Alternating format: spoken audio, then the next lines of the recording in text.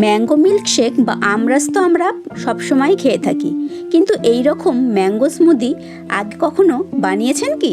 যদি না বানিয়ে থাকেন তাহলে এই রেসিপি আপনার জন্য। দেখে নিন আমি কিভাবে এই ম্যাঙ্গো স্মুদি অতি সহজেই বাড়িতে বানাই, আর এটি বানাতে লাগে ঠিক 15 থেকে 20 মিনিট। আমার আজকের রেসিপি ম্যাঙ্গো স্মুদি, তাহলে চলুন দেখে নেওয়া যাক। নমস্কার, আমি জয়িতা আর আপনারা দেখছেন জয়িতার পাকশালা।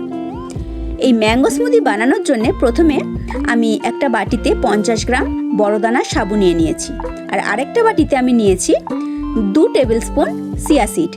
এই দুটোকেই আমি ভিজিয়ে দিয়েছি 2 ঘন্টার জন্যে। 2 ঘন্টা আমি এই দুটোকে ভিজিয়ে রেখে দিয়েছি। 2 ঘন্টা পর দেখুন সাবুগুলো কতটা বড় হয়ে গেছে ফুলে গিয়ে। এবার আমি গ্যাস জ্বালিয়ে গ্যাসে একটা পাত্র বসিয়ে দিয়েছি। বসিয়ে আমি এই যে ভেজানো সাবুগুলো ছিল সেগুলোকে দিয়ে খুব ভালো করে জাল দিয়ে নেব।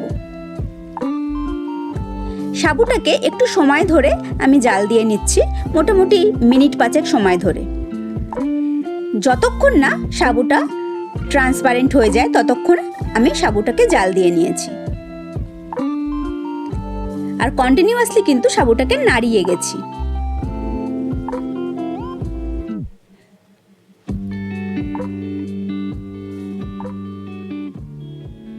এইরকম ভাবে আমি কন্টিনিউয়াসলি নাড়ি সাবুটাকে করে নিয়েছি। দেখুন সাবুটা কিন্তু অলরেডি ট্রান্সপারেন্ট হওয়া শুরু করে দিয়েছে।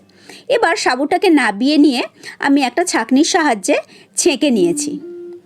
ছেঁকে সাবুটাকে আমি ওই ছাঁকনির মধ্যেই রেখে দিয়েছি।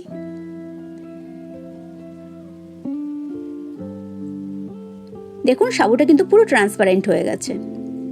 এবার গ্যাসে আমি অপর একটা কড়াই বসিয়ে দিয়েছি এবং তাতে আমি দিয়ে দিয়েছি 1/2 লিটার দুধ। দুধটা দিয়ে আমি দুধটাকে খুব ভালো মতো জাল দিয়ে নেব।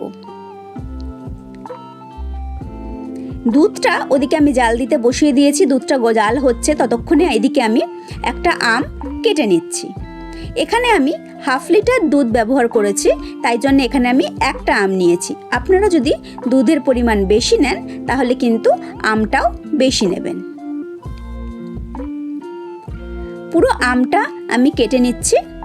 এই পুরো আমের পাল্পটা আমি বার করে নেব।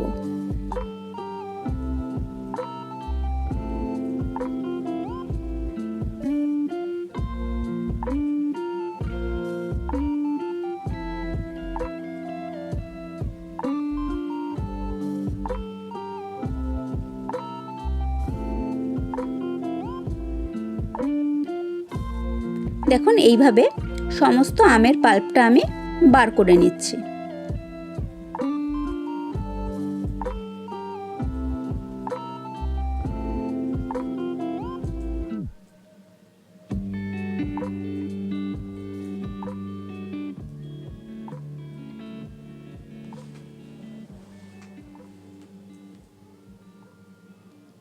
আমার সমস্ত পাল্পটা বের করা হয়ে গেছে।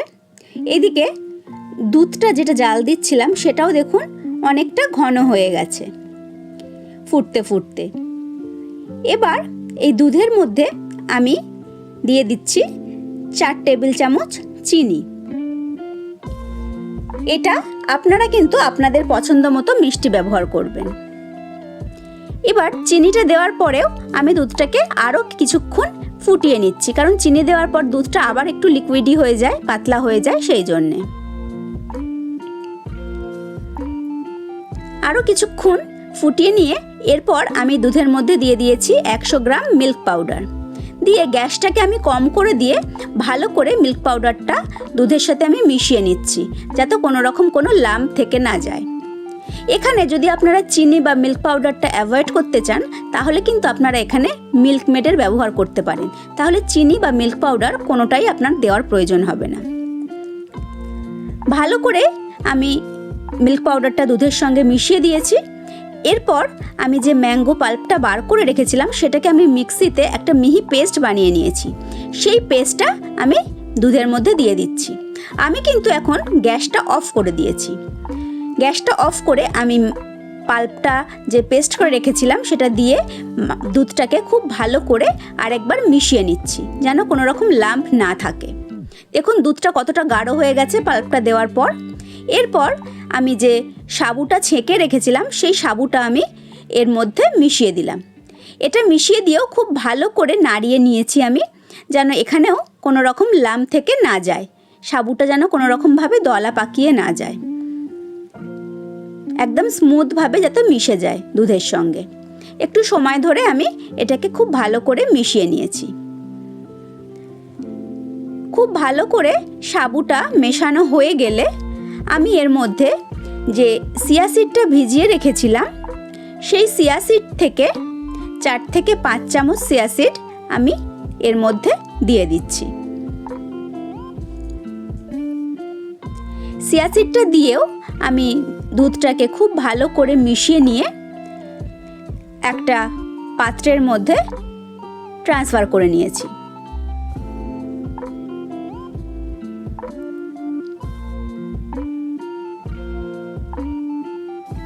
দেখুন দুধটা কতটা ঘন হয়ে গেছে।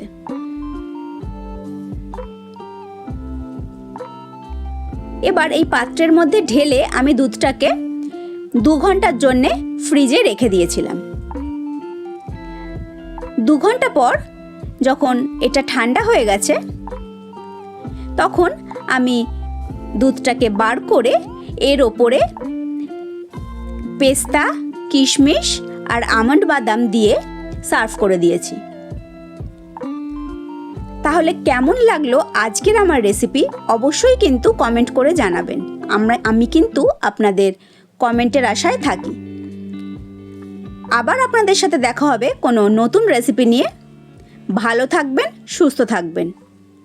আর আপনারা দেখছিলেন জয়িতার পাকশালা। ধন্যবাদ।